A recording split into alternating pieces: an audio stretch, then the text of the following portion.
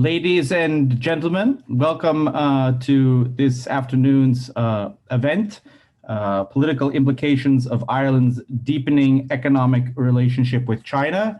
I'm Nathan Hill, and I'm director of the Trinity Center for Asian Studies, which is also home to the MPhil in Chinese Studies. And if you don't yet have a master's degree in Chinese studies, you might consider it, especially if you are stimulated by today's discussion. It's our pleasure to be hosting this panel discussion today. And I will now introduce Conor McGlynn, who at the Woodrow Wilson International Center for Scholars in Washington, DC. Conor is also an alumnus of Trinity, and he'll say a little bit more about himself. But the point that I just want to mention is that the Wilson Center and Trinity have co-organized this event, and he has put in a lot of work in doing that, and I just want to extend my gratitude to him for that. And having said that, then I'll just turn over to Conor, and he'll introduce also the other panelists who will be speaking this afternoon. So thank you for coming. I hope you enjoy the discussion, and then I'll just turn over to Conor now. Thank you very much, Nathan, and thank you all for tuning in today. As Nathan said, this discussion is co-hosted by Trinity Center for Asian Studies and by the Wilson Center. Within the Wilson Center, it is co-sponsored by the Kissinger Institute and the Global Europe Program. To introduce today's discussion, I'll say a few words about how this event came about and what we were hoping to achieve. This is, to the best of my knowledge, one of the first public discussions of its kind on the Ireland-China relationship. My own interest in this topic comes from seeing this relationship develop from a number of different perspectives over the past few years. I did my undergraduate studies at Trinity College Dublin before working in EU technology policy in Brussels. I moved from there to Beijing, where I studied as a Schwarzman Scholar at Tsinghua University. I'm now a Schwarzman Fellow here at the Wilson Center in Washington, DC, where I'm working on competition and international standard setting for emerging technologies. During these past few years, Ireland's economic relationship with China has deepened significantly. Chinese investment in Ireland has jumped by 56% in 2019, even as it fell in Europe as a whole. The value of Irish exports to China grew from less than 4 billion in 2016 to more than 11 billion in 2020, making China Ireland's third largest non-EU trading partner. This bilateral economic relationship has developed in the context of changing attitudes to China in both Europe and the United States. Since the start of the pandemic in particular, transatlantic sentiment has become more aligned and the relationship with China more fraught. While the benefits of closer economic ties with China may be significant, this geopolitical environment raises questions about how Ireland navigates this bilateral relationship. The aim of this event today is to facilitate a discussion of these questions, connecting the Irish relationship with China to the global conversation about China's rise. What does it mean for Ireland to pursue deeper economic ties with China in the current global environment? What has been the experience of other countries in a similar position, and what can decision makers in Ireland learn from them? And how does Ireland's status as EU member state impact its bilateral relationship with China? We are lucky today to have an impressive panel to reckon with these questions. These are Tim Maw, the Regional Director for Asia Pacific at the Irish Department of Foreign Affairs and Trade, Yvonne Murray, a journalist at RTE, Jamil Anderlini, the Asia Editor at the Financial Times, and Finbar Birmingham, the Europe correspondent at the South China Morning Post. I'd invite our panelists to provide some remarks for 10 minutes, and then we'll open the floor to questions from the audience. Please type your questions into the Zoom Q&A box, which you can find at the bottom of your screen. I'd also invite you to include your name and institutional affiliation with your question. However, if anyone prefers to ask their question anonymously, that's fine as well. We will try to get through as many as we can. But to begin, I'm happy to turn over first to Tim Maw. Tim is the Regional Director for Asia Pacific at the Irish Department of Foreign Affairs, and he is also the incoming ambassador to Australia. Tim, over to you. Okay, thanks very much, Conor. Good afternoon, everybody, and good morning if you're in East Coast. I'm very happy to have this opportunity to talk with you today. And thanks to Conor, and to Nathan and to Lorna at Trinity and the Wilson Centre for giving me this opportunity. I'm also looking forward to hearing from the other panelists what they have to say, and also interacting with everybody else on board as well. By way of introduction, I am currently the director in our Asia Pacific unit, which oversees the department's engagement with countries in Asia Pacific, which includes China, but also everywhere from Pakistan to New Zealand, and including, well, we're not sure whether we include the Antarctic or not in that. I should also clarify that I'm speaking on my own behalf today and not on behalf of the department, or certainly not on behalf of the minister. And it might be useful, given that this is somewhat of an inaugural conversation, to just maybe give a few words of context about the Department of Foreign Affairs. From my engagement with other foreign ministries down the years, I think we're not much different from the mainstream. Our mission is defined as to serve the Irish people, promote their values and advance their prosperity and interests abroad, and provide the government with the capabilities, analysis and influence to ensure that Ireland derives the maximum benefit from all areas of its external engagement. That and much more is on our website. But what is not there is an organogram, but not for any secret reasons. We have a fairly rational structure. And I think for the purposes of today's discussion, I just point out that we have a number of geographic units, such as Asia Pacific, Latin America, and so forth. We have policy divisions, such as EU affairs and political, as well as a number of thematic units, such as human rights and disarmament. And we work hard in our individual areas to try and bring cohesion and coordination particularly between the geographic and the thematic. We try to marry the geographic focus of the Asia Pacific unit with the thematic expertise of, say human rights or sustainable development. And we work closely with our missions in the region, and also with Asia Pacific missions assigned to Ireland. And we contribute to an Asia Pacific perspective, to broader policy development. Our basic approach can be seen in our Asia Pacific strategy, which dates from early last year, before COVID, where we set out our vision for Ireland in the Asia Pacific region as Ireland being recognised as a trusted and valued bilateral and EU political and economic partner for countries in a more prosperous and more stable Asia Pacific region. And this is a cross-government approach. Outside of DFA, there are international sections in most government departments, as well as a number of state bodies focusing on international engagement, such as Enterprise Ireland, IDA, World BIA, and so forth. In addition, we have a growing number of embassies and consulates worldwide, including 15 in Asia Pacific, soon become 16 when we open in Manila. And we have major operations in Brussels and New York. And again, we work hard in our unit to try and bring together cohesion and coordination between home and abroad. So how does this machinery operate when it comes to China, and what are we trying to achieve? Conor's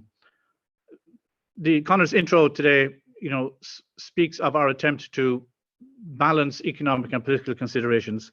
And that's true, and it's not wrong, but it might be more comprehensive or more correct to say we're trying to manage a relationship with China that operates at many levels. There is, of course, economic and political, but also people-to-people connections and development and culture and so many more. And they operate at a bilateral level, Ireland-China. They operate at an EU-China level, and they operate in a broader UN level, such as at UN itself and very many other international organizations. And our job in our unit is to try and manage all these elements according to their own rhythm and specificities, but also in tandem with relations with, let's say, EU and also US.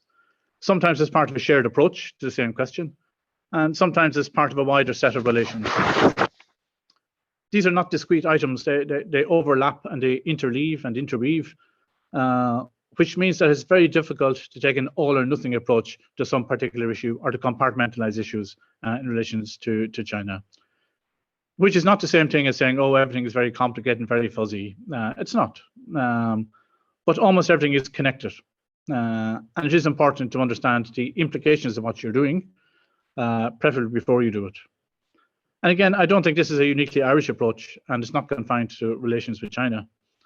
At an EU level, I think relations with China were very well defined in 2019 in a joint communication where the EU said that China is simultaneously, I think the simultaneous is important, China is simultaneously, in different policy areas, a cooperation partner with whom the EU has closely aligned objectives, a negotiating partner with whom the EU needs to find a balance of interests, an economic competitor in the pursuit of technological leadership, and a systemic rival promoting alternative models of governance. From our perspective in Ireland, we found that rings true, and is in line with what Conor was suggesting, is that there's a more clear-eyed approach these days to relations with China. But I also see echoes of that in President Biden's speech to the State Department in February, when he said that from the US perspective, we'll also take on directly the challenges posed to our prosperity, security, and democratic values by our most serious competitor, China. We'll confront China's economic abuses, counter its aggressive coercive action, push back on China's attack on human rights, intellectual property, and global governance. But we are ready to work with Beijing when it's in America's interest to do so. We will compete, that word again, from a position of strength by building back better at home, working with our allies and partners, renewing our role in international institutions, and reclaiming our credibility and moral authority. In the last couple of days, I saw an interesting article by Professor Shin Kawashima of Tokyo University, in which he crystallizes President Biden's approach, saying that the US will take a tough stance on cutting-edge dual-use technologies, but cooperate in space development. It will confront China on the free and open Indo-Pacific strategy, but cooperate with China on North Korea issue on DPRK. Both of these formulations, they've different emphases, but they do both attempt to present the complexity of a relationship that is evolving all the time. And again, not so much to balance things, but to manage relationships with China as simultaneously, in our case, a partner, competitor, and rival. And I think in addition to the geographic and the thematic, we also have to take time into account. I've been in this job just short of 4 years, and in that period, our relationship with China has evolved considerably and become more complex. On a bilateral level, the range of issues we tackle, whether it is technological or commercial or diplomatic or consular, have grown and grown. And the pendulum has swung more towards challenge and away from opportunity, and certainly away from simple and strongly towards complex. And any exuberant illusions that the Irish system may have had about a Chinese El Dorado, I think they're largely toned down at this stage. But there's still many positive engagements with China across the spectrum, and they're built on a more realistic platform. Likewise, at the multilateral level, whether it is EU-China or in broader UN fora, the challenge of a more powerful and influential China is there for all to see. And while China can legitimately seek to shape international policies, standards, and organizations to suit itself, we, Ireland, the EU, and like-minded, we can also legitimately push back and defend our interests and values as we see fit. And in some ways, that's what multilateralism is all about. And maybe another development is that in the last number of years, I'm seeing more and more that relations with China are no longer a matter of bilateral concern, whether it is Ireland-China or EU-China. The influence of China is now global. And in our relations with other countries and regions, the topic of China is frequently now included in agendas. Excuse me.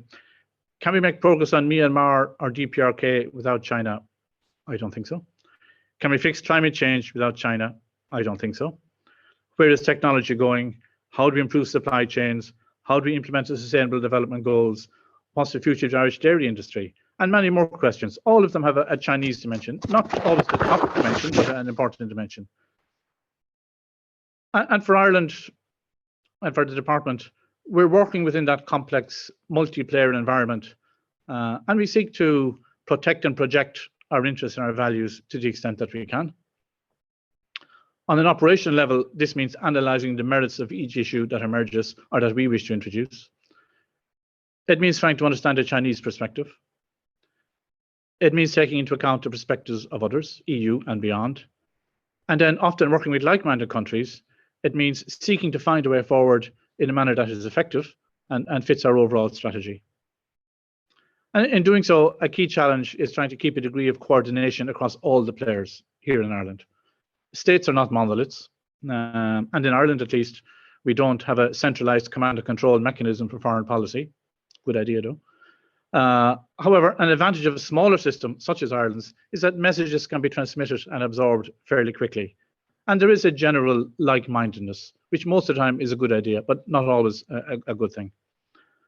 But at bottom, I think our focus is and should remain not on making choices between A and B or making binary decisions or even dodging choices, but on managing our relationships as holistically as we can with China in whichever forum in an open and forthright manner.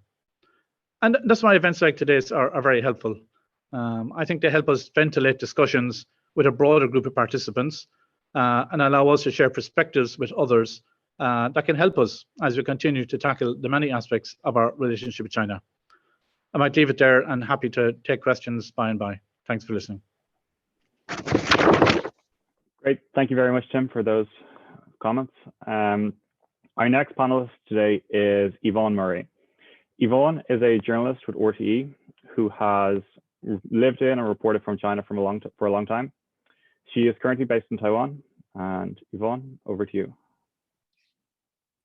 Thanks, Connor. Hopefully you can hear me now. So today, Connor asked me to look a little bit at the Chinese perspective on Ireland. So I'm going to make a stab at answering that question. And I think what I have to say will probably echo a lot what Tim has just said. But first, I'll talk a little bit about my perceptions, about the perceptions I encountered in China of Ireland over the decade or so of living there. And then I'm going to move on to some of the more thorny economic and political issues that Tim touched on. So most people I encountered had just about heard of Ireland, but I would say they struggled to find it on a map. In conversations, people often confuse it with Holland. I'd be asked if it was part of England. Some people had heard of the situation in Northern Ireland, for example, but only quite vaguely.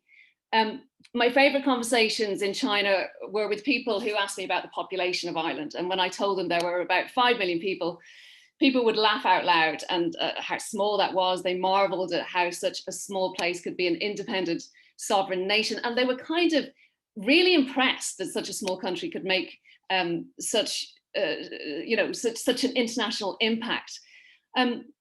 Throughout those conversations, I'd say the feeling towards Ireland was really very warm. If I asked people what kind of an image they had of the country, they'd say green grass, clean air, images that conjured up the wild Atlantic way, happy cows in lush fields. Some people referenced Riverdance, more rarely James Joyce. And I'd say that these perceptions were largely derived a lot from TV and films. But also I would say that the Irish mission in China has really punched above its weight in terms of shaping China's impression of Ireland in a positive way, building those cultural ties and business ties that Tim was talking about. And as we've seen, this is translated into a kind of massive upswing in Irish exports to China, Ireland being one of the few countries to run a trade surplus. Meanwhile, looking from the other direction, Chinese companies want to invest in sectors in Ireland that are of strategic interest to China's economic upgrade that it's undergoing at the moment. This Made in China 2025 strategy, it's about shifting from low-skilled manufacturing, what made China the factory of the world, to more high-skilled, innovation-driven sectors like AI, software, robotics. So there's huge interest in Ireland's innovation industries, life sciences, fintech, agri-tech, green tech, all of those things. And obviously something that's also got a lot of press coverage recently, there's a rising number of high net worth individuals in China investing in Ireland, receiving Irish residency in return. But politically, and more recently, I would say, the Chinese leadership has begun to see the value of Ireland as a gateway to Europe. Obviously, this is partly because of Brexit. But Ireland's importance to China's strategic interest globally has also grown as relations with other countries have begun to sour over issues of trade, as we saw throughout the Trump years, and human rights, particularly the mass incarceration of Uyghurs, other ethnic minorities in Xinjiang, repression in Hong Kong. And this is where it gets complicated. So it was clear to me as a reporter in China that during the boom years, the business community was very pointedly steering clear of politics. You're not going to ask me about human rights, business people would say to me ahead of interviews. Diplomats would often say Ireland doesn't do megaphone diplomacy, which meant they would keep quiet in public about sensitive issues, but they say that they would raise them behind closed doors. And this worked for many years. And, you know, this is not unique to Ireland. This is what a lot of countries were doing in China and making a lot of money out of the Chinese market. And it was against the backdrop of this dominant narrative in Washington, London, and Brussels, which was that economic engagement would bring China into the international fold, and it would eventually lead to political liberalization inside China. So people were a bit kind of starry-eyed about this unbreakable bond between capitalism and democracy. Well, of course, as we know, that turned out to be entirely false. China went the other way. It's now this very wealthy, very influential, and very authoritarian superpower. And it's presenting an aggressive challenge to the international community over what have long been considered universal values: protection of individual rights, freedom of speech, freedom of the press, rule of law, independent courts. China's now saying with increasing confidence in international fora that these aren't universal values, they're Western values led by America. They don't necessarily fit China's development model.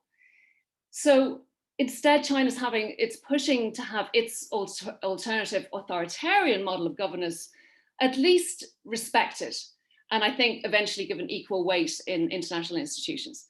So it's through this prism that China views criticism of its policies in Xinjiang or Hong Kong. In Xinjiang, it's facing allegations of genocide against the Uyghur people. And it's why, despite being a signatory to the Universal Declaration of Human Rights and other agreements, it rejects what it sees as interference in its own internal affairs. It sees all of this as a US-led imperialist plot to contain China and to stop its rise. And this has led to an angry regime lashing out, not least attacking the journalists and the researchers who brought evidence of this situation, particularly in Xinjiang, the mass incarceration there, brought that evidence to light. Some of you may know our departure from China was as a result of the pressure on us from the Chinese authorities, specifically targeted against my husband over his work for the BBC on Xinjiang, as well as investigations into the origins of the coronavirus. But it was the Chinese sanctions on European researchers and individual MEPs, which led to the China-EU investment agreement being shelved. And there's clearly some consternation in Beijing now about the repercussions of that. Perhaps some acknowledgement that aggressive wolf warrior diplomacy that the Ministry of Foreign Affairs has become synonymous with recently has damaged China's image overseas. Not that there's much sign of that being toned down, but as Tim was saying here a minute ago, what Beijing sees now is this growing international consensus that division in the Atlantic Alliance, which was damaged during the Trump years, is being repaired by Biden. This is troubling to Beijing. So China is out looking for friends to build its support base, and this is where Ireland comes in. So Simon Coveney's visit 2 weeks ago now to meet Wang Yi in Guiyang is seen in some circles as an attempt by China to use the periphery to take the core. It's certainly interesting that several other EU countries were invited, but they declined.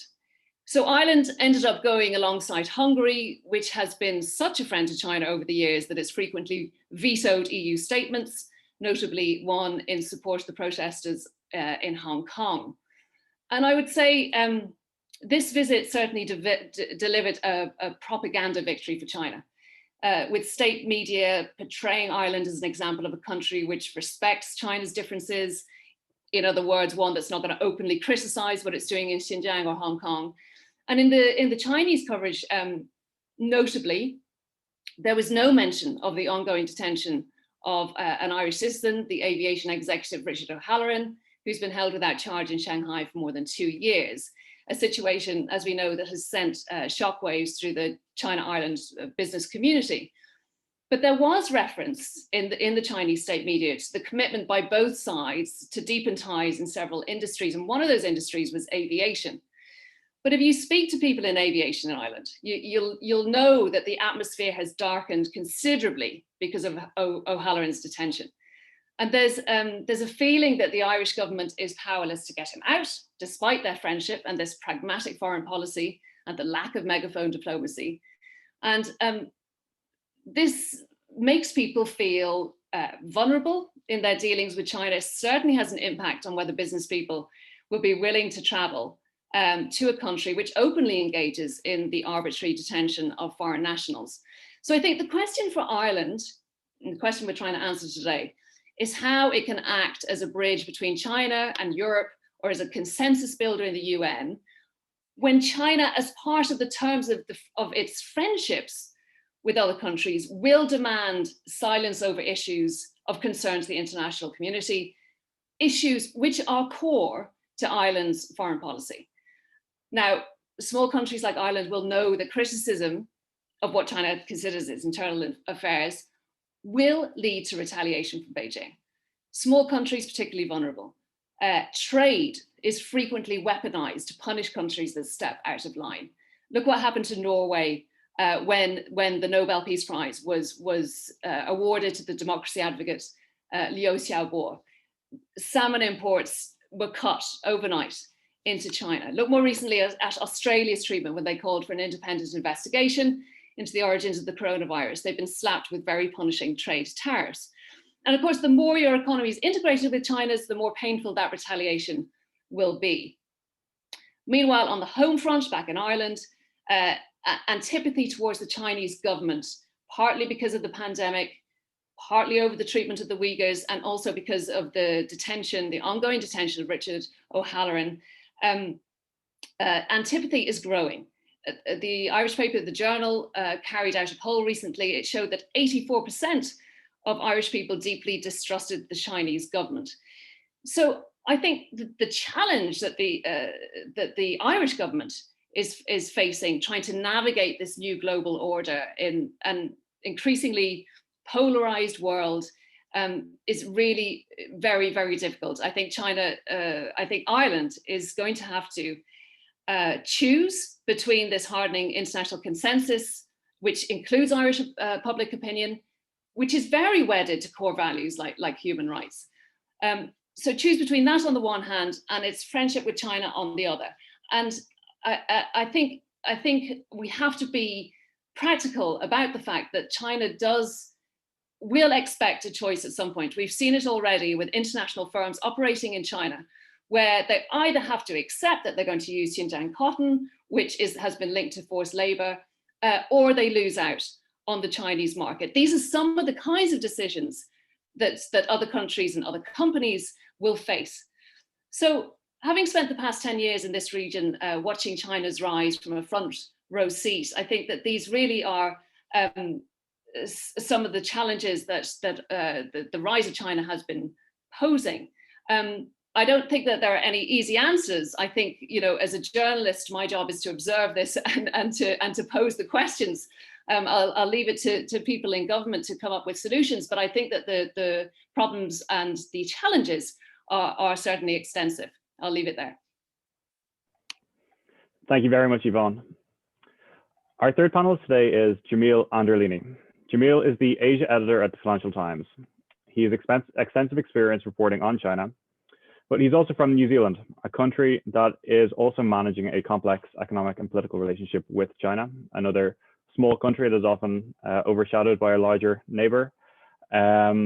And I asked if he'd come on today to talk a little bit about the New Zealand experience with a kind of view to what Ireland might learn from it. Jamil, over to you.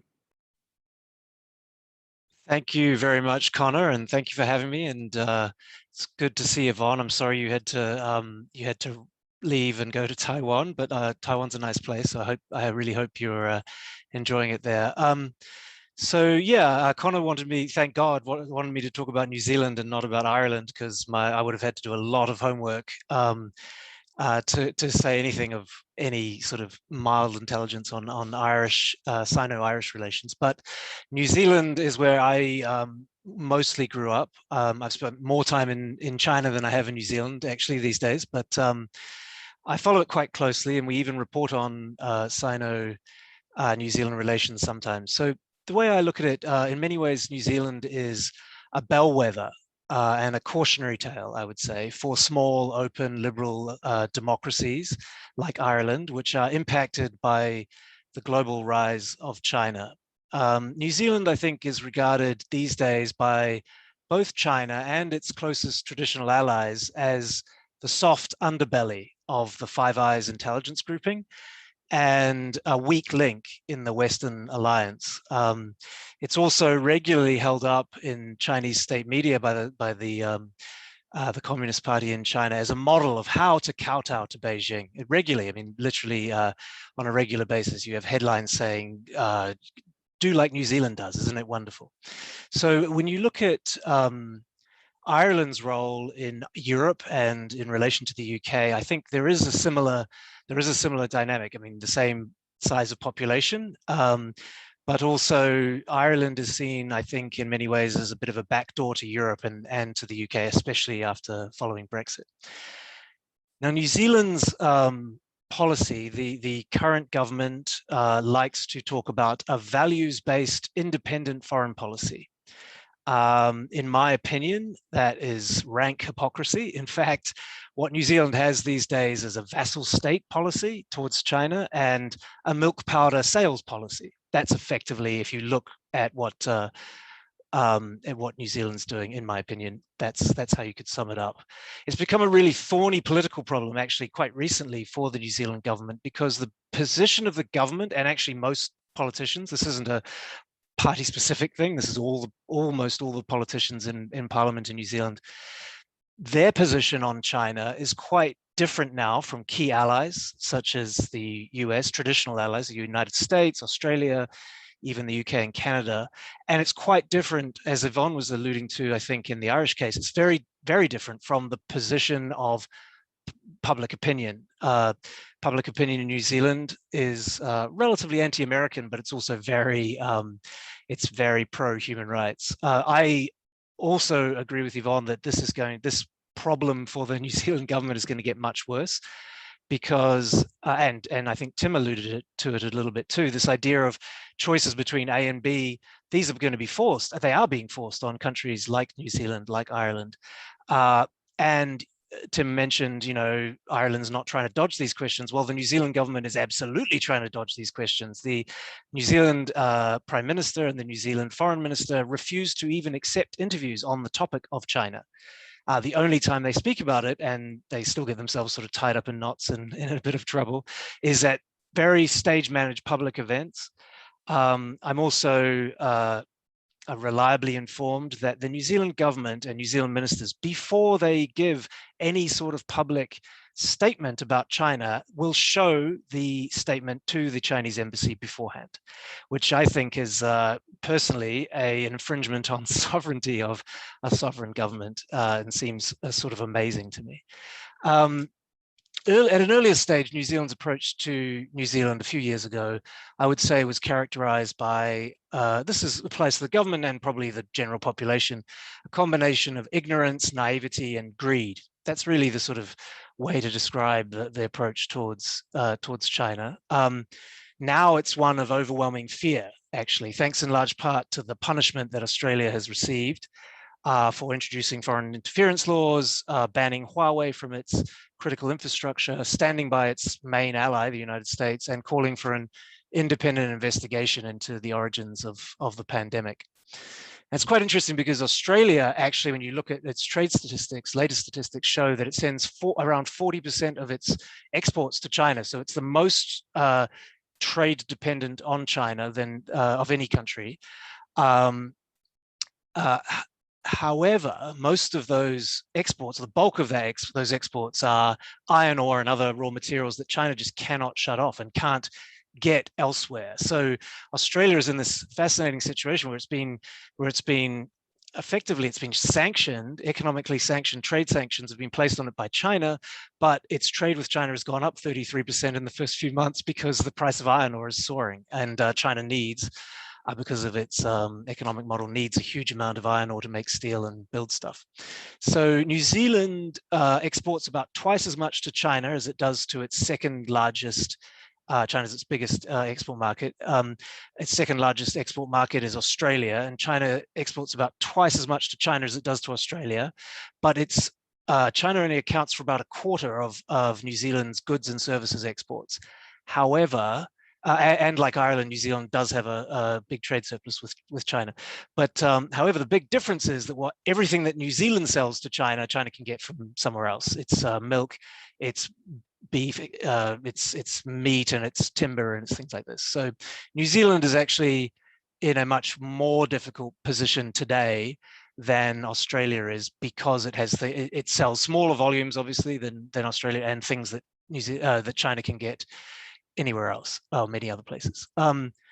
Now the New Zealand government is in a position where they're trying very hard, actually, to diversify trade dependence away from China. It's actually official government policy. There are other countries that are trying very hard to still sell stuff. New Zealand is in a position of trying to tell its companies, hey, sell to Indonesia, sell to Japan, sell to Europe and North America. So when I think through how New Zealand got to this point, I would say that successive governments really didn't think about China, only a little bit when it came to sort of trade promotion.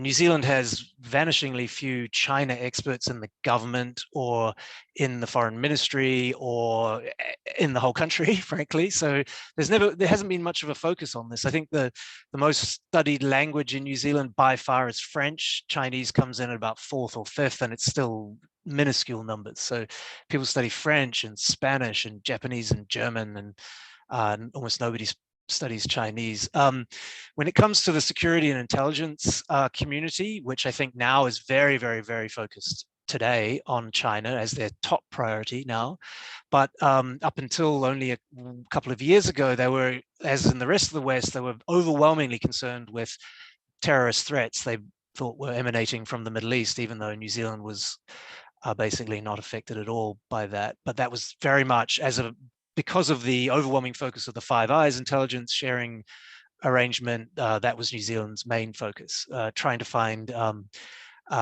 people with names like mine in New Zealand who might end up being homegrown terrorists.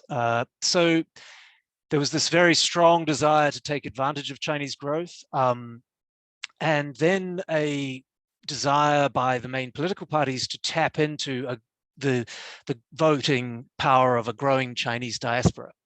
So at a certain point, a little over a decade ago, both main political parties in New Zealand allowed or welcomed manifestly problematic people into the core of their parties. This included a naturalized New Zealand citizen who worked for 15 years inside the Chinese military intelligence apparatus. He lied about this fact on his immigration applications to New Zealand. Once he was in New Zealand and once he became a member of parliament for the National Party, he maintained extremely strong links to the Communist Party of China and the Chinese embassy. He also relentlessly cheerleaded for the Communist Party from inside the New Zealand Parliament. And he was at one point on the Select Committee for Foreign Affairs, Defence and Trade, despite the fact he spent 15 years inside the Chinese military intelligence system. His background only came to light after the Financial Times and a New Zealand media company called Newsroom reported on his background. And eventually, quietly, it's come to light since that quietly, just before the last election last year, him and someone with a similar, not quite as egregious background from the Labour Party were both quietly asked by their parties to step down prior to the last election last year because of recommendations from New Zealand's intelligence services saying these people are problematic, according to reporting in New Zealand.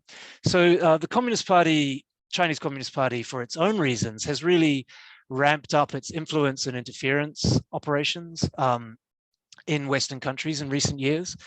The way I would characterize it is the Communist Party of China is not starting from the position of, say, the Soviet Union the way the Soviet Union was in deciding it wants to spread its ideology around the world. That's not really the modus operandi or the sort of motivating factor for the Communist Party in China, but it is definitely trying to make the world safe for Chinese autocracy.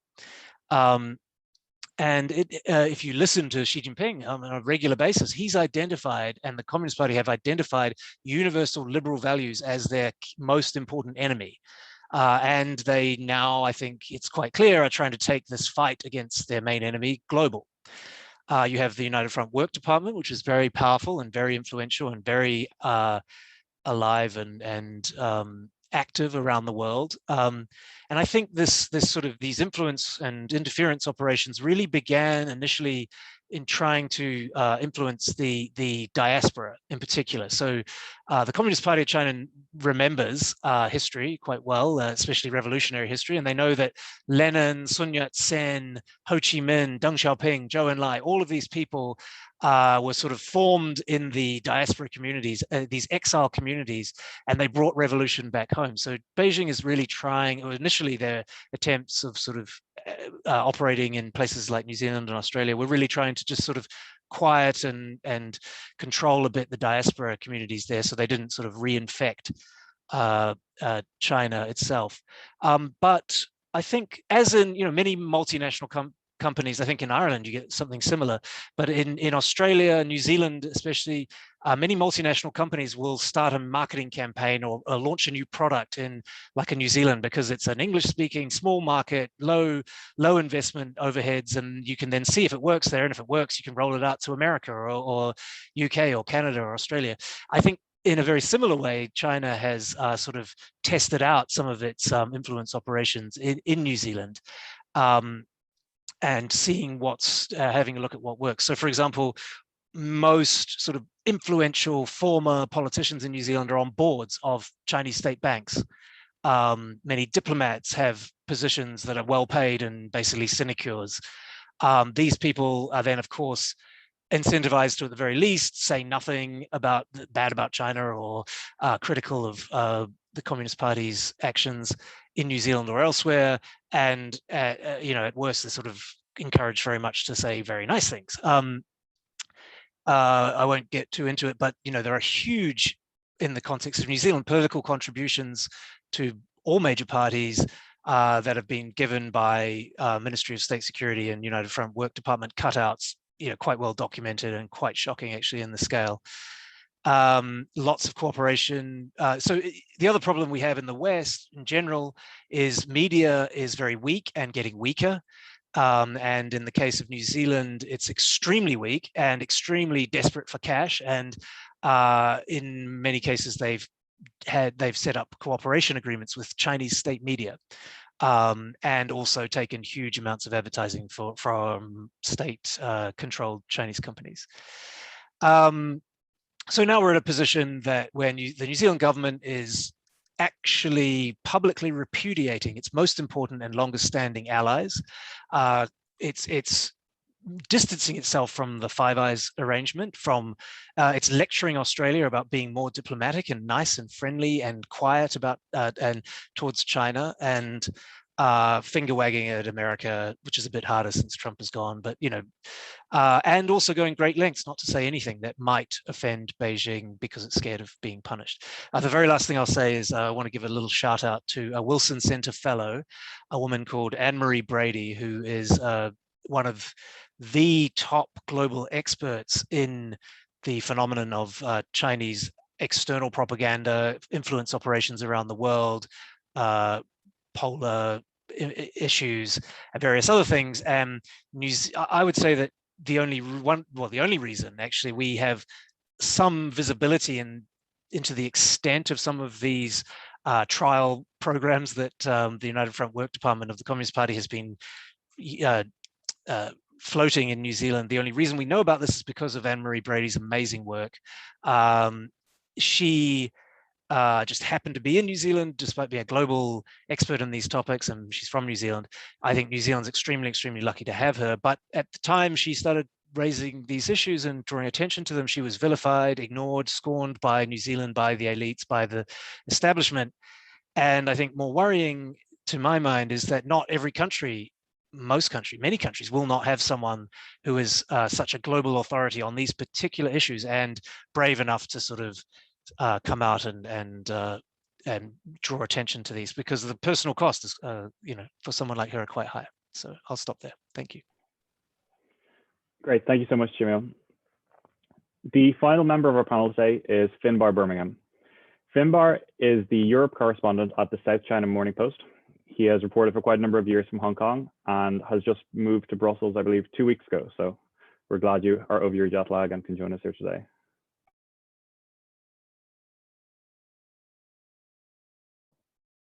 Thanks, Connor. Thanks to the three panelists, three great presentations there. I'll talk a wee bit about the EU-China relationship and my observations of that, and where do I see Ireland fitting in with that. I think it's fair to say that over the last 18 months, we've seen an absolute nosedive in the EU-China relationship, sort of coinciding, I would say, with the pandemic.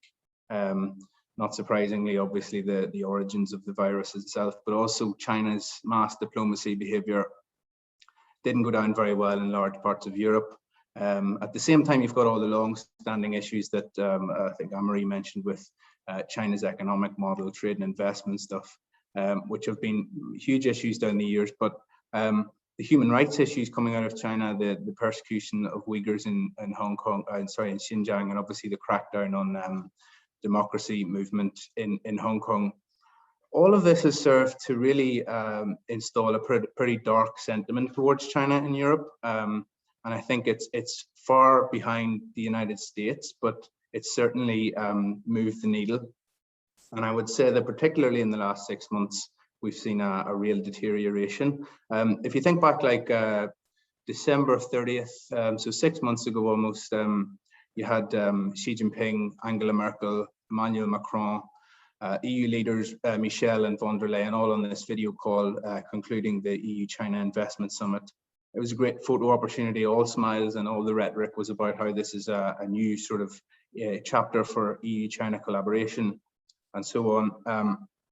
It didn't go down too well in large parts of Europe. It was done, as I said, under the shadow of all of these sort of human rights issues, the consternation that individual member states have with China's sort of behavior. And the EU simply wasn't able to sell this. MEPs kicked up a massive fuss, and the EU was under, I think, huge pressure to balance this by showing that it did actually have something to say about human rights as well. So we saw in March these low-level targeted sanctions on Chinese officials for their role in what's happening in Xinjiang, which were immediately and furiously retaliated against by China with really deep cutting sanctions against MEPs, some of the more vocal MEPs on China, in fact, in the parliament, not surprisingly.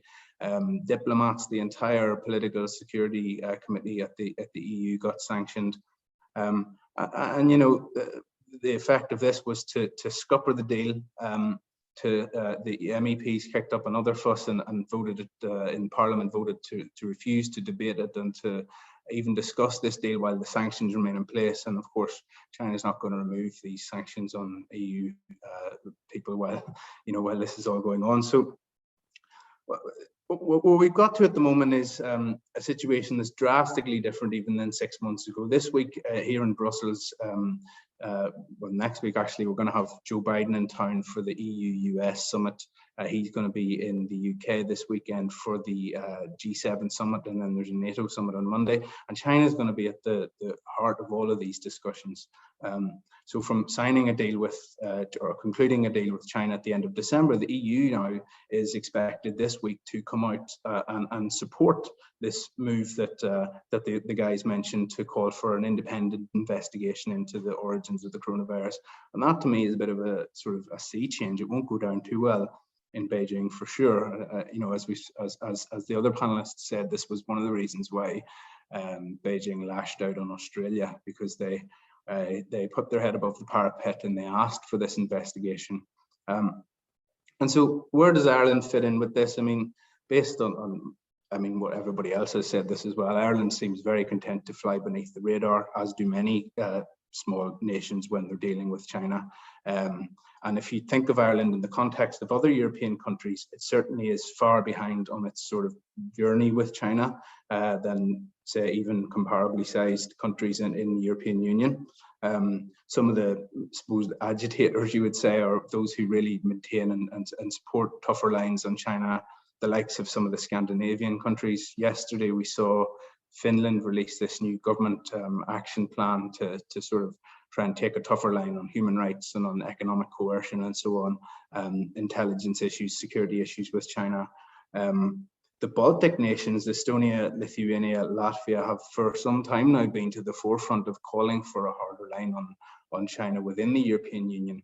But when you look at their sort of how their relationship and how they sort of view China, I think you know, from how I see it, is very different to Ireland. I mean, Ireland does seem to be very much on the periphery of things, whereas if you speak to officials and diplomats and academics and so on in the Baltic nations, for example, they always talk about the long shadow of the sort of Soviet Union, staunchly anti-communist. You know, they obviously are still living in the shadow of Russia. You know, Ireland obviously hasn't had to deal with these things. It doesn't have the same levels of suspicion to from what I can see towards the Chinese regime. Obviously, the journal poll that I think Yvonne mentioned maybe cast some doubt, or maybe the things are starting to change, certainly at the on the public level. You know, and China has obviously been courting these Central Eastern European countries for some years. You know, this 17+1 grouping, which was established, I think, about 8 years ago, was seen as a way for China to, you know, pump money into these Eastern European countries, invest in their infrastructure, boost trade. It was seen in Brussels as a way of peeling off other European Union members. Divide and conquer is often the way that it was put. But you know, China didn't deliver on its economic promises there, and so a lot of these Eastern European countries, particularly the Baltics rather, are seen. They're very disillusioned. They've got this sort of promise fatigue with what Beijing said it would do, and it hasn't done. And so Ireland again hasn't really had this level of engagement from what I, you know, it hasn't really, obviously, you know, you've heard about how China sees Ireland as a backdoor and so on, but it hasn't had this, doesn't seem to have been on this extent of a journey as parts of the European Union. And I was actually surprised to see, you know, earlier in the year there was this instance where Huawei was accused of interfering with academics' work at UCD, complaining to the government over critical articles. And this for me was one of the first instances which I'd heard sort of a Huawei scandal, so to speak, in Ireland. And it was surprising because all around Europe, you've had these sort of wave of court cases, wave of governments trying to ban Chinese technology companies for fear over, like, you know, backdoor access for the government and security risks. But Ireland just doesn't seem to be on that, as far along on that journey. So that again was sort of telling to me, you know, the calculus in Ireland certainly seems to be, from what I can see, don't rock the boat, don't put your head above the parapet, largely actually broadly reflective of, you know, long-standing EU policy. EU positions are sort of, you know, wanting to have strategic autonomy, not really get dragged along in the US, Trumpians, now Biden's route of going hard on China, although I think they're finding it a bit harder to say no to the US at the moment. An example, obviously, the guys talked about the Minister Coveney's visit to China a couple of weeks ago to Guiyang, and this was, I think, sort of an example of, you know, the desire to maintain this relationship. You know, when I was speaking to a few people, they said, well, you know, Ireland is part of the UN Security Council now for the next 2 years. It's chairing in September. That's fair enough. You know, obviously a country of Ireland's scale with those political considerations maybe doesn't want to turn down the opportunity to have FaceTime with Wang Yi. However, like, I mean, as has been said, the optics were pretty awful, you know, to be on this sort of trip, whether or not they were at the same time, but in the same period as Serbia, Hungary, Poland, four authoritarian-leaning nations in Europe who have very cozy ties with Beijing. And as Yvonne says, this was seized upon by the state media, and Ireland was sort of portrayed as, one of our four friends in Europe alongside these guys, which I don't think, anyone in Ireland really would want to see. And this, I think there was no real, certainly no coincidence that this happened in the mouth of the diplomatic flurry that I mentioned, the G7, the NATO summit, the EU-US summit. When China generally feels like it's under siege like this, it does sort of go on a bit of a charm offensive. In the same week, we saw, Chinese ministers speak with Mario Draghi, with the Spanish leadership. Yang Jiechi, Wang Yi's boss, was in Croatia. So it seems like Ireland was sort of sucked into this charm offensive, willingly or wittingly or unwittingly, I don't know.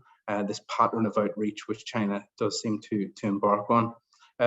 So, if we're looking to where it might go in terms of EU-China, I've already said that the EU is certainly on a different course than it was a couple of years ago. It may change further. We've got a couple of big elections over the next year. The German election in September will see farewell to Angela Merkel, who for many years has been the chief sponsor really of close ties between China and the European Union.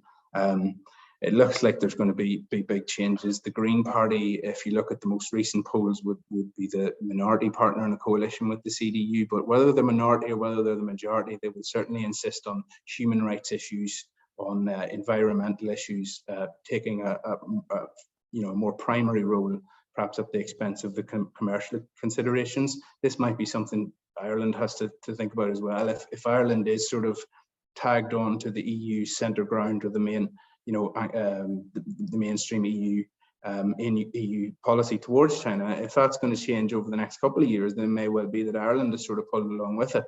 We've got French elections next year, Hungarian elections, which, if you look at the latest polls, Orban is actually trailing behind the unified candidate. Obviously, as has been said on the call already, Hungary is the best friend of China in Europe, and this has really sort of blown up in Orban's face over the past few weeks with big protests against Chinese university campus in Budapest and so on. So look, the needle may well move on China. Will Ireland still attempt to maintain this? I don't know. We'll see. As the guys said, there does seem to be a bit of a backlash. These issues around, when I speak to, actually, the odd time I speak with TDs, senators, MEPs, and so on, they do say that their sort of constituents mention China far more than they used to. They raise Xinjiang, they raise Hong Kong. Obviously the detention of Richard O'Halloran has been huge in the Irish media. The Huawei UCD stuff has been big. There's been sort of UCC Xinjiang issue a few months ago as well.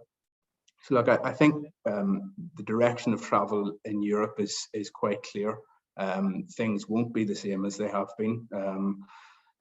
Ireland as a sort of, as a member of the European Union, I don't see that it can sort of stand against that tide, but I guess we'll see more about that later in the year with these elections and so on.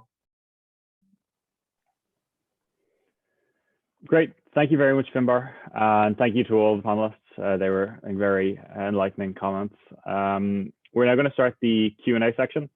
So again, if anyone wishes to ask a question, please use the Q&A button. You can see it at the bottom of your screen there. But we've had a few questions come in already. And to start off, I will hand it to Tim. There's a question here, Tim, about the what do you think of Ireland's relationship to China within the UN Security Council? And I'd also invite you, if you wish, to respond to any of the points any of the other panelists made. Please go ahead.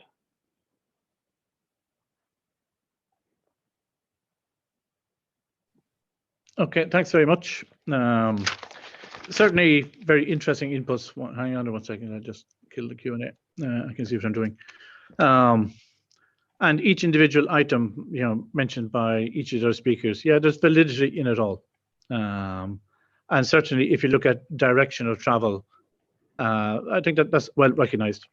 You ask about the Security Council in particular, and it is important for Ireland. I mean, China is a permanent member of the Security Council. They're there all the time.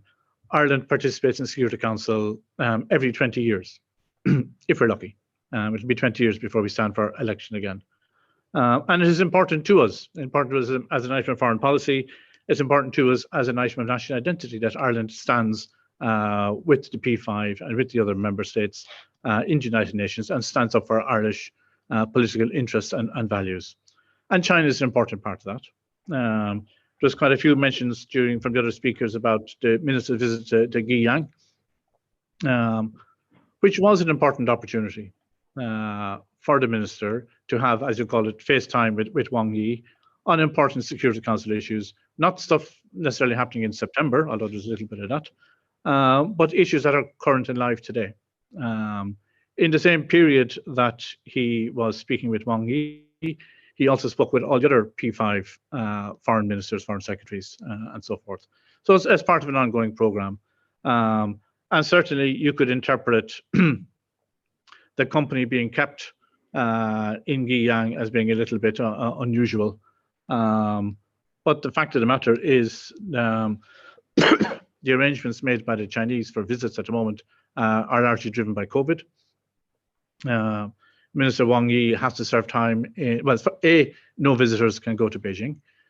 B, Minister Wang Yi has to spend 5 days in quarantine after hosting any foreign visitor. So from a very pragmatic approach, they organize a series of visits, one after the other. No coordination, no collaboration, no contact whatsoever between the 4 different countries who visited. Ireland visited for its reasons, largely Security Council, but also some bilateral matters, some of which were hinted at there, but also to talk about EU-China relations. And certainly, if you read the Chinese press release after the meeting, you'd think, oh, nobody mentioned Xinjiang or Hong Kong. But in terms of engagement with the Chinese, absolutely the Irish side were raising these issues.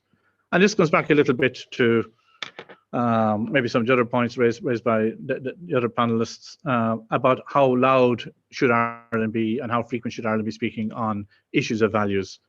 And there's a question of judgment on this. I think if you look at the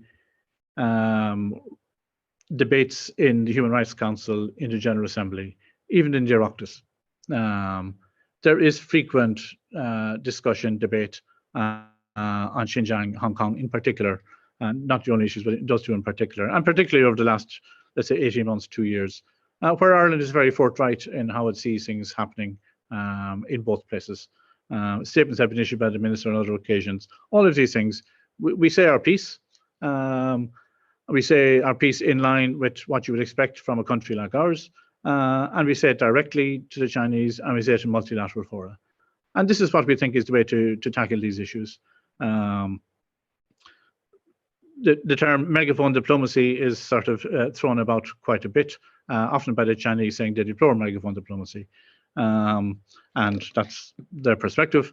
When it comes to multilateral engagements and Ireland speaking out to the Human Rights Council, either individually or as part of an EU group or as part of a wider group, we don't consider that megaphone diplomacy. That is Ireland saying its piece in a forum that is where it's designed to discuss issues of this nature. But I wouldn't like to get hung up on particular issues or topics and so forth. I found the statements from the other colleagues very interesting. And a factor to bear in mind here, I think, is a question of time. There are changes of approaches, changes of attitudes happening. And I don't think you could point to a particular date when it happened. I think it predates COVID. If you even go back to what I mentioned there about the EU perspective from 2019, which represents all the member states, it predates that a little bit. That some of the clouds are getting a little bit cloudier than they have been. And the EU is getting a little bit smarter than it has been, a little bit sharper than it has been, but has to bear in mind where it sits in the world as well. And here changes from the US perspective are more likely to be impacting going forward in terms of how we continue to manage, and I come back to that word time and time again, how we manage the relationship between Ireland, EU and China, Ireland, EU and US and everybody else. But I'm happy for others to join this conversation too. Thanks. Thanks, Tim. I'll next go to Yvonne and Finbar. Jamil raised an important point about the ecosystem in New Zealand, and he mentioned there was a lack of a kind of China studies focused ecosystem in the New Zealand policy world. And we have a question that picks up on that point: is does Ireland have an ecosystem of China experts of the sort that Jamil said New Zealand lacks? Are Irish scholars, think tankers, journalists, activists, industry leaders, and government officials in regular contact with each other to discuss management of Ireland-China relations? So Yvonne and Finbar, as two people who are obviously from Ireland and very deep in this area, I'd be curious to hear what you think of Ireland's ecosystem compared to other countries that you have, as you're aware of, and yeah, what you think of the Ireland-China ecosystem. So Yvonne, I might start with you. Also, if you want to respond to any of the other comments that were made in the panel, please feel free. Okay, sure, yeah. I don't think this is unique to Ireland. I think it's the case certainly throughout Europe. It's almost like China becoming a superpower snuck up on everybody, even though people had been predicting it for years. When it did happen, people were completely unprepared.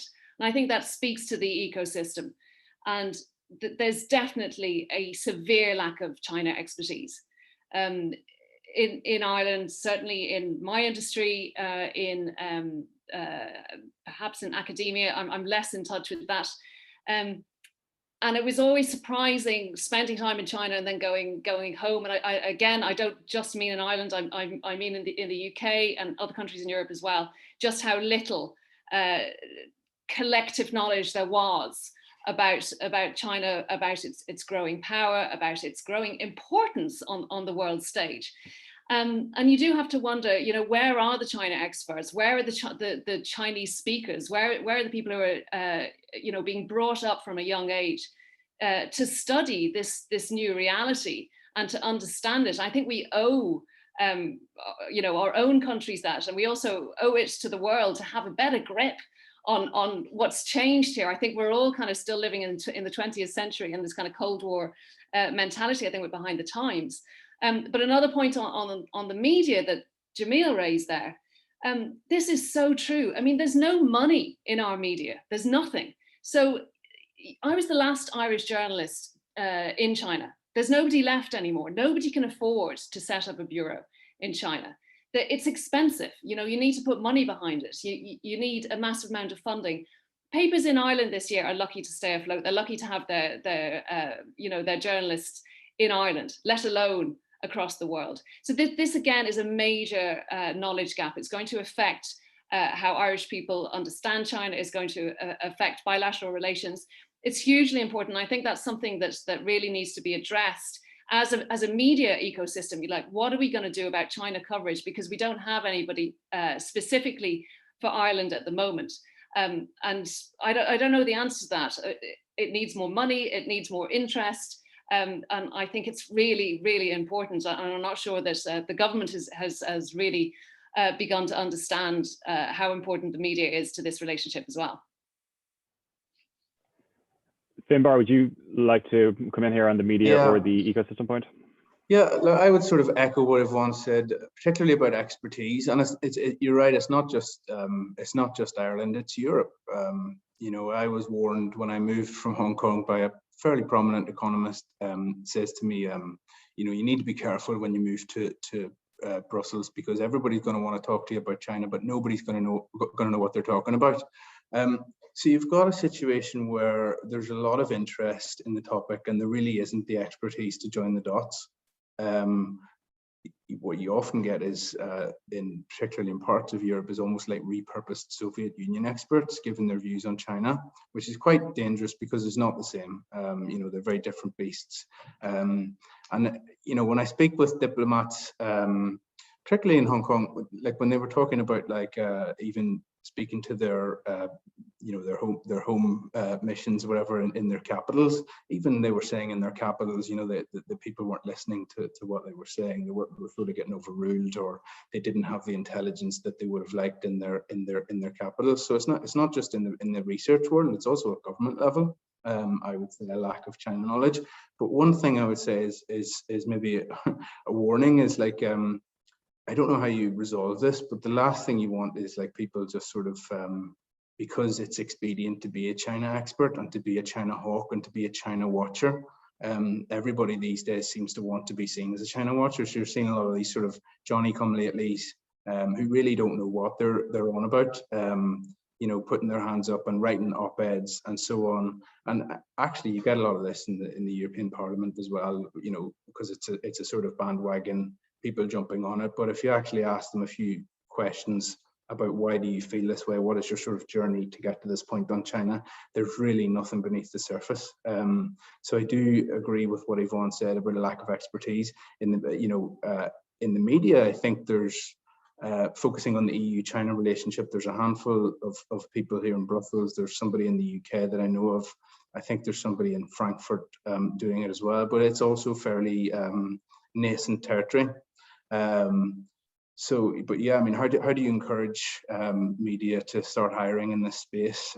And it's telling actually that a lot of the people who are now covering China are doing it from outside of China. You know, I'm covering from the European point of view, but you've got people who can't get visas for China because of the sort of, crackdown on media because of the pandemic and so on. This is at least the official excuse. They're having to cover it from overseas. I think you're seeing Bureau popping up in Washington that don't really have any intention of sending anyone to China. I think this is generally quite dangerous, and you know, it's obviously largely the fault of the Chinese government. They complain about the story, the narrative on China being so inaccurate, but then they're not prepared to allow journalists to actually do the work and report from within their borders. Like, so it's not really good, I would say, for the world. To have the biggest geopolitical story on the planet and people reporting on it from afar and without the sort of requisite skills and without the resources. So yeah, I would just have to echo what Yvonne said. Yeah. Thanks a lot, Finbar. A couple of questions here for Jamil, touching on the same topic. One from Alex Dukolski at UCD, and one here from David O'Halloran, the brother of Richard O'Halloran. And this question, Jamil, you painted a very grim picture of New Zealand's political relations with China. So what specific lessons do you think a state like Ireland can draw from the New Zealand experience?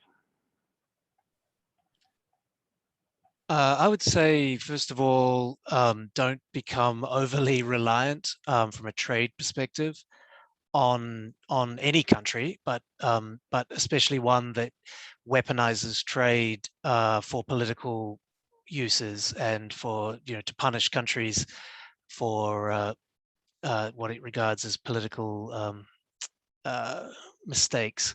So that's one thing. When you're looking at trade opportunities in Asia, there are lots of countries and lots of countries that are not going to weaponize your trade against you.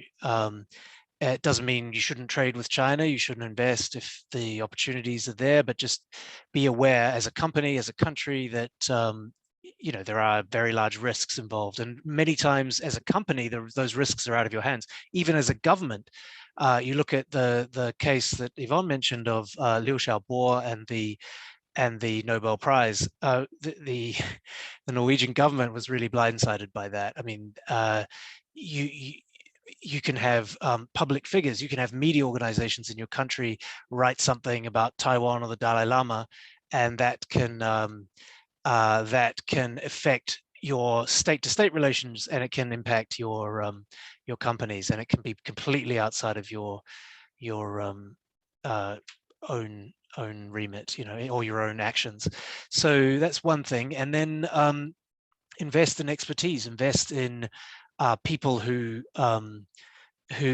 can tell you what's really going on. And there are people, there aren't many in my country or your country, but there are some.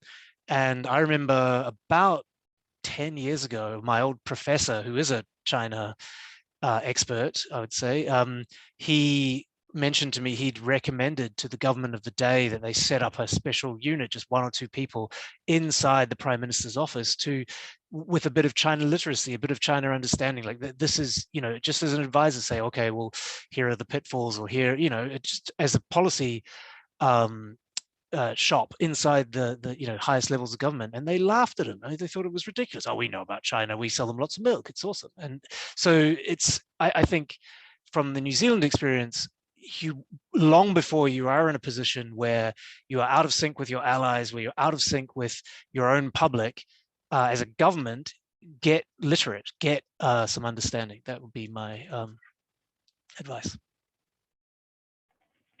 Great, thank you, Jamil. We have a question here, which I will give to Tim first, and then if anyone else wants to come in on, please, you're more than welcome. But the topic is US state-funded think tanks' influence in Ireland-China relations.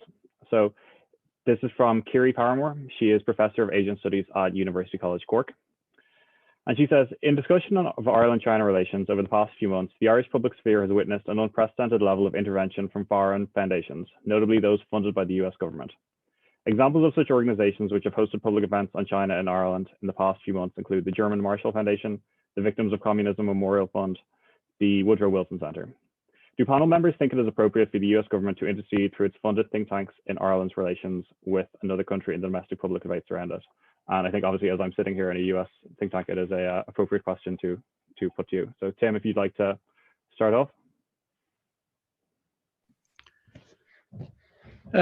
Yeah, some of those events I don't know about.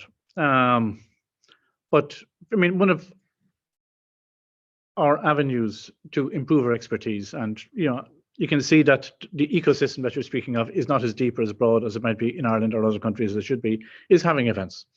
Now, it is notable that there is no Chinese representative on this panel today, but that's okay. The topic is what the topic is. From our perspective, in the department, it is good to have these conversations. We may not be very comfortable with some of the conversations, but it's good to have these conversations.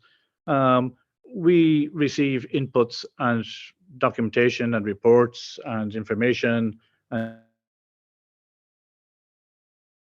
views from a huge range of sources. It doesn't mean we value one over the other, but it is important that the conversation that we're having today is one that we have more frequently, and that we use conversations like this with eyes wide open to improve the ecosystem that we were just talking about in the last question. Would any other panelists like to come in on this point? If not, then we have another question, which I think Finbar and Jamil might be appropriate for you, which is, the PRC has been pursuing its current approach to Xinjiang for over 5 years. Why is it that this approach has only become contentious in the last 6 months? So Finbar, if you'd like to take a stab at that first. Yeah, well, I mean, I would say that it's been a lot longer than 5 years. The persecution's been going on, and these sort of cultural assimilation programs. Why has it only become known? That's a good question. I suppose that there's been serious leaks of documents and a lot more academic research going into it. You can trace a lot of these stories back to a sort of core of researchers who have sort of put the legwork in, and a lot of journalists have sort of then capitalized on this. I mean, I've actually been taken aback by how it sort of has become such a massive issue over the past 18 months. And that's not to say it shouldn't be such a massive issue, but it's just exploded. When I speak with friends in Ireland, perhaps who wouldn't have known where Xinjiang was a year ago, they're now asking me about Uyghurs. And it's I think in part because the wider situation with China has changed so much. There is so much sort of awareness now of China's the perceived China threat. China is an authoritarian state. You've obviously got the fact that, speaking of megaphone diplomacy, the Trump administration really gave this a lot of airtime with sanctions, with crackdowns on product bans, and with withhold release orders on cotton from Xinjiang and so on. So, it's the political issue of the day. It's got to do with China. The Trump administration taking China to task very vocally has certainly gave this a platform. So, I mean, aside from that, I'm not quite sure if there's anything apart from the fact that it's a political issue, that it's very topical, and that more people are generally interested in China, that this has become such a huge issue. Thanks, Finbar. Jamil, would you like to add anything to that? Yeah, sure. So actually, the Financial Times was one of the first media to properly report on the new policies that were introduced in Xinjiang starting in 2017. So starting that year, that was when the mass construction of these detention centers, re-education centers began, and when the real wave of mass incarceration began. So prior to that, I've been to Xinjiang about 20 times in my career, my 20 years in China. And there have been times early on, the first time I went there was in late 2020, sorry, so late 2000. So back then, late 2000, it was relatively free, and it got freer for several years after that. And then following the large protests in 2009, where hundreds of people were killed, these sort of race riots in Urumqi and elsewhere, the crackdown really began. And then you got more and more terrorist activity as well. I covered some of those attacks as well as a reporter. But it really wasn't until so the situation there really started to get much worse after 2009, and then it really deteriorated to the point where we are now in 2017. And what I try to do as a reporter, I try to look at the current policy of the Communist Party in Xinjiang and think about, what are the reasons for it? Does it make sense? I try to put myself as much as possible into the role of the policymakers. And the thing that strikes me about this policy is it is just so short-sighted. If you were to create a policy that alienated the whole world and also created generation after generation of terrorists, this would be the policy you choose. It just sort of blows my mind that they look through like a set of policy suggestions and they're like, oh, that's got to be like the most short-sighted and stupidest policy, in my opinion, that you could come up with. But I think it speaks to the sort of great paranoia in Beijing amongst the top leadership, which is fed by a culture of sycophancy, I think, around the top levels of the Communist Party, and fear. And I think the reason why it's all come to light now is because, Xinjiang has been really locked down since 2017, since this mass incarceration began. It was very hard for us to report in the early stages. It's very hard. I mean, Yvonne's in Taiwan because, her and her husband tried to cover the story properly, but you as a journalist try to go near it and you are immediately detained and kicked out of the province and, the autonomous region, as they call it. I think it's what we know about it is only the result of very courageous reporting by individual reporters, by some news organizations, by some researchers outside of China, some people inside China who are, think it is a terrible policy and, horrific policy, really. And so establishing the facts is the first thing, and in a place which is very hard to report on, where a government is trying to deny that these facts even exist. And then, it takes a while then for the sort of world to kind of wake up, and then it takes a while for the world to respond and to come up with policies and to discuss. So I think it's absolutely natural that for a place which is impossible to really, really, truly report on, and it was not until we had some people on early release from some of these camps, and then they were able to get out of the country, that we sort of really got some of the first-hand accounts. So, I mean, that makes absolute sense to me. Sure. Thanks, Jamil. Thanks so much. Yvonne, there's a question here that's been asked a number of times in different forums, and that's, how does Ireland's relationship with China impact its relationship with the US? So are there concerns about how Ireland manages relationship with the US vis-a-vis China? And this is becoming more of an issue, I think. There are multinational companies who have their headquarters in Ireland. It's been raised in that context whether there is an issue with Huawei being part of Ireland's network when we have so many American companies headquartering there. And I know that there are some people who think that is definitely an issue and is going to come to a head at some point. With regard to if you don't mind, Conor, can I just quickly go back to the previous question? Of course, of course. And I see there's a question that's come in about have any of you visited Xinjiang? And my visit was last September, so actually not that long ago. In terms of like why it's been suddenly propelled into the forefront, I think, as Jamil says, you know, the media coverage is definitely part of it. You know, having TV pictures out of Xinjiang puts it into the public arena in a very prominent way. I think how closed it is, how journalists are constantly obstructed from doing their work there. When you're able to show that quite blatantly, that has an impact on audiences, so it's partly the Western media coverage, but more than that, I think it's been the Chinese government's reaction to the Western media coverage that has kept it at the forefront of these international debates. So as Jamil mentioned, lots of reporters have had to leave China because the Chinese government is so angry over their Xinjiang reporting. First, they tried to deny that the camps existed.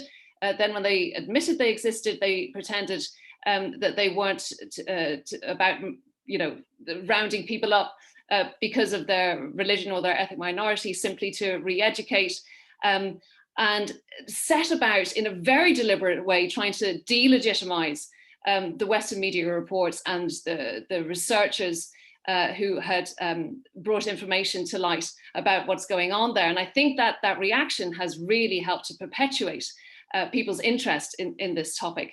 I didn't answer the question very well on the American issue. Maybe somebody else can answer that. Sure, yeah, we are unfortunately approaching time. We've got a lot more very good questions here, which I'm afraid we will not get to all of them. If anyone would like to come in on Tim, would you have anything to say on the American point? Not so much, only maybe to reiterate a little bit what I said earlier, that if you go back a little bit in time, I think there's a motif here across all the contributions made, is that things are moving faster now in relation to Ireland-China than before. But if you go back a bit in time, Ireland-China relations were Ireland-China relations, bit of EU-China relations. But now China has come to be as strong as it is, and it is being dealt with now in Ireland's relations with everybody else. So absolutely, Ireland-US relations will have a Chinese dimension to it that it may not have had 5 years ago or even 3 years ago. How that pans out is a matter for working out. But that's where it's at.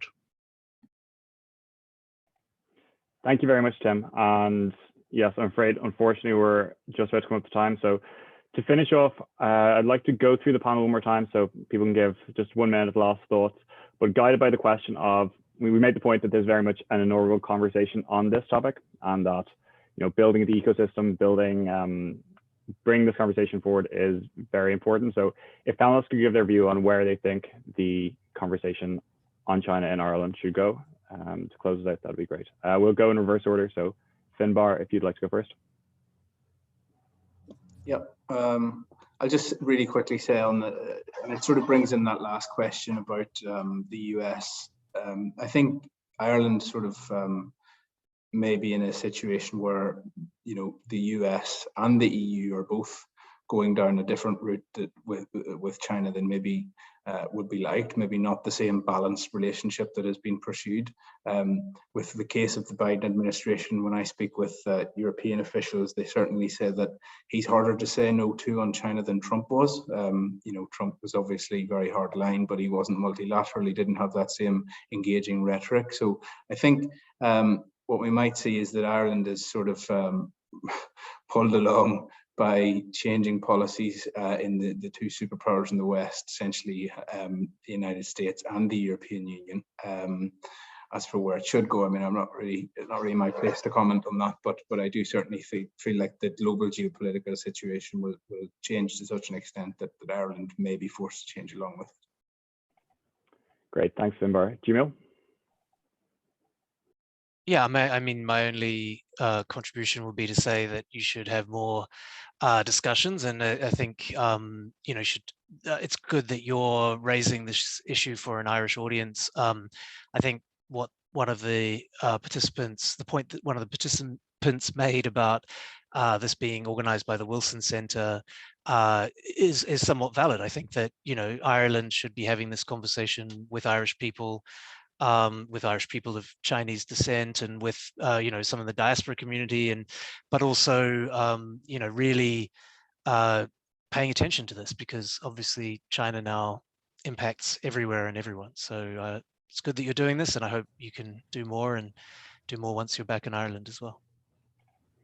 Thank you, Jamil. Yvonne?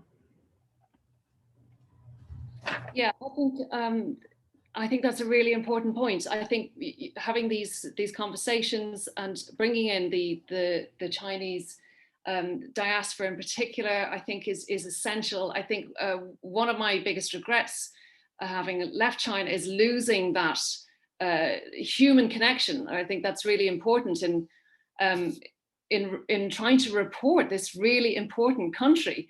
And I think the more we can have of that, you know, the better relations will be. So the more discussions, the more, you know, people-to-people exchange that we can have, I think is better for everybody. It's better for Ireland, and it's better for bilateral relations, and better for the global community as a whole.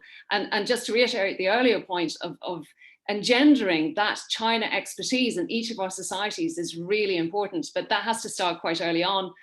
You know, at a school level where people are encouraged to be interested in China, and I hope to see more of that. Great, thank you, Yvonne. And finally to Tim. Yeah, I think Yvonne might have been reading my notes, but echo everything she says. I mean, this may be it's not the first conversation, but it's the first conversation sometime in this topic, and maybe with this degree of seriousness. We're going to keep it going. You know, we're always interested in talking to people who have something interesting to say. So keep this conversation going with various stakeholders around the place, including those from the Chinese side, and keep developing that understanding, and keep growing that ecosystem, developing that understanding, and keep watching, keep communicating, and keep bringing in interesting speakers from far ends of the world. Thanks. Great, thank you, Tim, and thank you to all our panelists. I'm looking forward personally to continuing to be part of this conversation as it moves forward. Thank you particularly to Yvonne and Jamil. I know it's very late over there now, so we appreciate you staying up. And thank you to everyone in the audience who joined us today. I will hand over now to Nathan Hill, the Director of the Asian Studies Center at Trinity, to just say closing remarks. Yes, so I'd like to thank all the panelists and everyone for coming, and in effect, just to pick up on this point that continuing conversation and developing expertise about China in Ireland is important.